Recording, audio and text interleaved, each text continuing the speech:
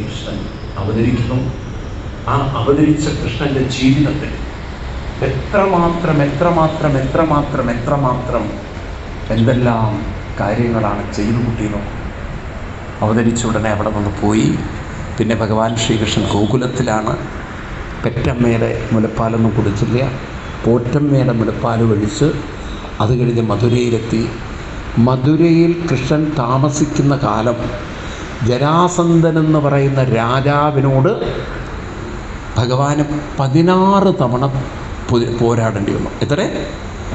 ഓരോ തവണയും ജരാസന്ധനെ തോൽപ്പിക്കും, ജരാസന്ധൻ തിരിച്ചു വരും, വീണ്ടും യുദ്ധം.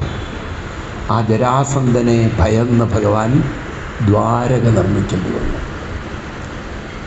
ജരാസന്ധൻ ഒറ്റ കാരണം കൊണ്ടാണ് ഏതുണ്ടാക്കിയത്. അപ്പോൾ കൃഷ്ണൻ അവതാര പുരുഷനല്ലേ, അങ്ങോട്ട് ചക്രം കൊണ്ട് തീർക്കായിരുന്നില്ലേ?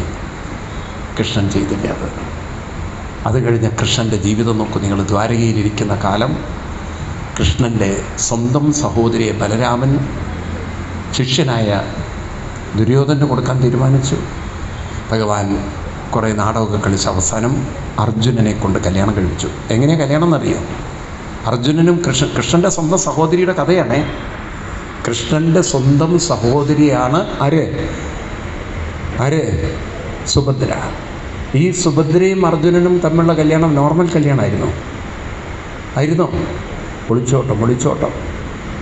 എങ്ങനെയുള്ള കല്യാണം? ആരും ഒളിച്ചോടി ആരുടെ കൂടെ? സാധാരണ നമ്മൾ കേൾക്കാറ് ചെക്കൻ പെണ്ണിനെ അടിച്ചുകൊണ്ടുപോയി എന്നാണ്. ഇവിടെ നേരെ വിപരീതമാണ്. പെണ്ണ് ചക്കനെ അടിച്ചു കൊണ്ടുപോയി. കേട്ടിട്ടില്ലേ കഥ? അതായത് അർജുനൻ സന്യാസി വേഷത്തിൽ കൃഷ്ണൻ്റെ കൊട്ടാരത്തിൽ താമസിച്ച് ഒരു ദിവസം സുഭദ്രയെ കാണാനില്ല, സുഭദ്രയെ അർജുനൻ കൊണ്ടുപോയി എന്ന് പറഞ്ഞപ്പോൾ കാവൽക്കാർ പറഞ്ഞു നേരെ വിപരീത. അർജുനനല്ല സുഭദ്രയെ കൊണ്ടുപോയത് സുഭദ്ര അർജുനനെയാണ്. അതെങ്ങനെ പറയൂ? നിങ്ങൾക്ക് കഥ അറിയില്ല? എങ്ങനെ? അർജുനൻ്റെ തേരോടിച്ച് അർജുനനെ തട്ടിക്കൊണ്ടുപോയത് ആര്? സുഭദ്രയാണ്. വണ്ടി ഓടിച്ചത്, ഡ്രൈവ് ചെയ്തത് സുഭദ്രയാണ്. അപ്പം ആ കാര്യം കേട്ടപ്പോഴാണ് ബലരാമൻ നെഞ്ചത്ത് കൈവച്ച് നമ്മുടെ സഹോദരി തട്ടിക്കൊണ്ടുപോയില്ലേ അർജുനനെ. അങ്ങനെയാണ് പിന്നെ അർജുനനുമായിട്ടുള്ള കല്യാണം ആര് നടത്തിയത്? ബലരാമസ്വാമി സമ്മതിച്ചത്.